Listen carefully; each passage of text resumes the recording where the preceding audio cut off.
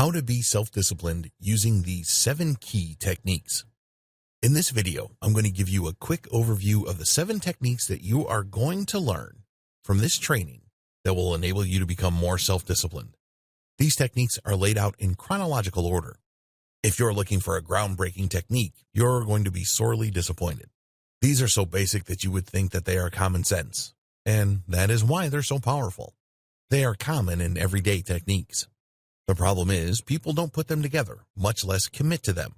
They think that this is so easy, they don't even bother to try. The truth is, there's a lot more difficulty with these techniques than you care to see. But the good news is that the more you do these and stick to them, the easier the succeeding steps become. You build a sense of momentum, and before you know it, you're able to go through the 7 techniques like clockwork. It eventually becomes part of your daily routine. Technique number 1, identify your goals. If you don't know what you're shooting for, don't be surprised if you end up shooting yourself in the foot. Technique number 2, prepare a backup plan when temptation arises. Don't get caught flat-footed. A little bit of advanced preparation goes a long way in helping you overcome temptation each and every time. Technique number 3, find your motivation daily. It's very easy for people to dismiss this. People are under the impression that, am I not already trying to be self-disciplined? Isn't that motivation enough? Well, no, that's not enough, because eventually you start looking at it as a chore. You start looking at your whole personal journey towards discipline as some sort of punishment. Well, what do you do then? You need to find a way to motivate yourself in a sustainable way so you keep pushing forward. Technique number 4, turn self-discipline into a habit. Eventually, you will reach a point where self-discipline becomes part of your daily routine. The key is to get there. This is the biggest challenge. Because once you are in the right spot, it's easy to develop a new habit. A lot of your mental reservations have given way, and it has become easier for self-discipline to become part of your daily routine. Technique number 5, get enough sleep. Did you know that sleep is crucial to recharging your willpower? You have to get a full 8 hours of sleep, and it must be quality sleep for you to fully replenish your willpower on a day-to-day basis. Technique number 6, fill your mind with positive thoughts. It turns out that your thoughts directly impact your reality. How positive you are about your efforts at achieving a certain outcome play a big role in whether those outcomes will materialize at all. Technique number 7, surround yourself with self-disciplined people.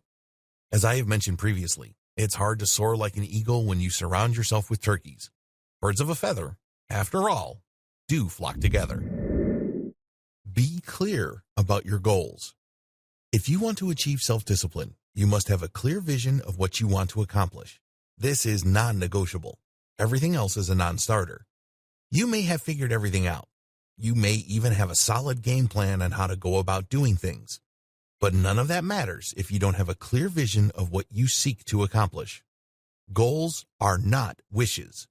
I can't even begin to tell you how many people think that they already have goals and plans in life. Well, if you ask them for specific details, it turns out that they don't have goals. They have a clear idea of where they'd like to end up. There's no shortage of people imagining themselves living in palatial homes, possessing big bank accounts, and driving a fine Italian sports car. But these are not goals. These are fantasies and wishful thinking. You know you have a goal when you can take that endpoint of you living in this castle and then explaining clearly to yourself the backward steps you need to take to get there. That's when you know you have goals. A clear plan outlines each step you must take in order to reach your goals. The goals often line up to make larger goals, which produces other outcomes, and these then line up to produce even bigger goals. For example, if you want to be a lawyer in California, generally speaking, you have to take the bar exam. For that to happen, generally speaking, you have to go to an accredited law school. Well, the problem is not just anybody can go to law school. Most of the time, you have to have a college degree or some sort of academic credential. While it does happen that people who did not finish high school can become lawyers, they take a different route. If you want to take the general route of becoming a lawyer, then that means you have to get a 4-year degree. To get a 4-year degree, you have to apply to college. To apply to college, you have to take an entrance exam. Do you see how this works? There is the grand goal that you have for yourself, which is to become an attorney. But there are the sub-goals that you have to go through. You have to go on a journey, and with each victory lies another path that requires another victory. That's how life is, regardless of what endpoint you're looking at. Your endpoint might be to find yourself in a grand mansion. Great, awesome. But you have to pay attention to the series of goals that need to be achieved prior to you reaching that endpoint. Goals require prioritization. Once you have a clear idea of the steps that you need to take to achieve your ultimate goal, the next step is to set your priorities straight. You may have a nicely laid out path to go from where you are to where you need to go. That is great. The problem is, if you have other responsibilities, duties, and obligations, it's very easy to get lost in the weeds. It's very easy to think that your job, which doesn't really lead to your goals, is your number one priority. So you don't take classes. You drop semester after semester because you're working on your job. The problem here is that your job isn't tied directly to your goal. Sure, your job produces money so you can afford to work on your ultimate goal, but that is the extent of its proper relationship to your goal. Do you see my point? If you prioritize your job first, then your goal decreases in importance, and before you know it, it goes out of mind. It ceases to be important and you remain stuck where you are. The moment you decide on your ultimate vision for your life is the moment you must also decide to reprioritize your life. As important as your job is in putting food on the table, please understand that it's of secondary importance to the grand vision that you are pursuing. Live your life accordingly. In none of this advice do I say that you drop your job. I'm not saying that at all. That's not what I'm encouraging you to do. Instead, put everything in proper focus and invest your energy accordingly. The great thing about crushing goals. The most awesome thing about crushing goals is that once you clear one hurdle, you get a nice surge of energy and possibility. For example, when somebody wants to become an attorney, they must first get into college. When they take the SAT and they do well and they get into a good college, it feels good. They built discipline there. When you free up your energy clearing that first hurdle of getting into a 4-year university, you have to redirect that to the next step, which is to take the LSAT and finish college with high enough marks to get into a good school. Once you're there, you need to do well in your first year so you can get a good job with a big law firm or a prestigious practitioner that will open doors for your career later on. Everything is tied together, and that's why you have to be very careful of how you channel your energy as you clear one hurdle after another. A lot of people confuse clearing one important goal as an excuse to relax. No, don't do it that way.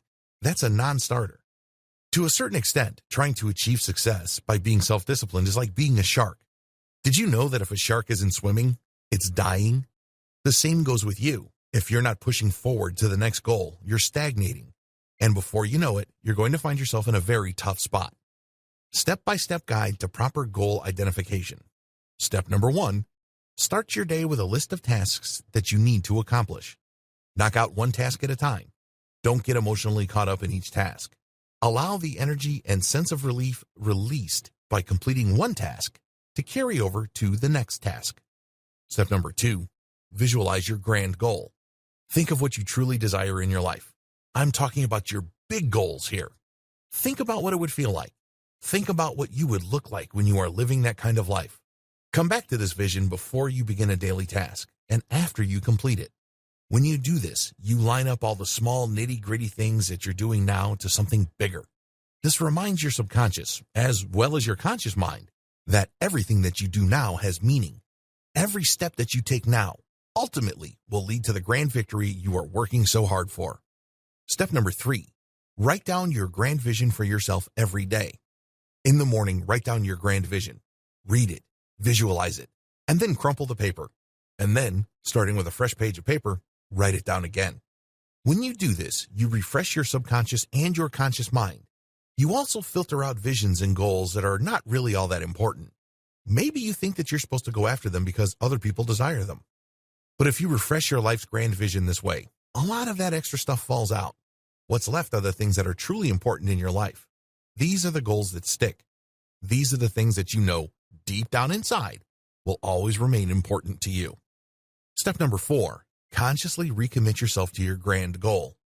At the risk of sounding corny, you have to look at the list of grand goals and visions for yourself and say to yourself, I am capable. I have chosen this for myself. I am going to do this. I'm just giving you those phrases as starting points. Feel free to come up with your own version. What's important here is that you consciously commit to these. Please understand that it takes years to achieve these. It definitely takes quite a bit of sacrifice. But the good news is, by being as conscious of these as possible, you burn them into your mind. It becomes part of your daily ritual when you write and rewrite and crumple up the goal list. Eventually, it becomes part of you. Step number 5, take action on your goals. When you're crushing your daily list of tasks, always remember how they relate to your goals. At the end of the day, give yourself some affirmations regarding what you achieved and how they helped you get one step closer to your goal.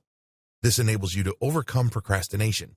This also pushes you to do your very best in achieving your goals. This step also makes sure that your goals are at the top of your mind. They are not some distant fantasy or notion that would be nice if it happened. Instead, it becomes immediate.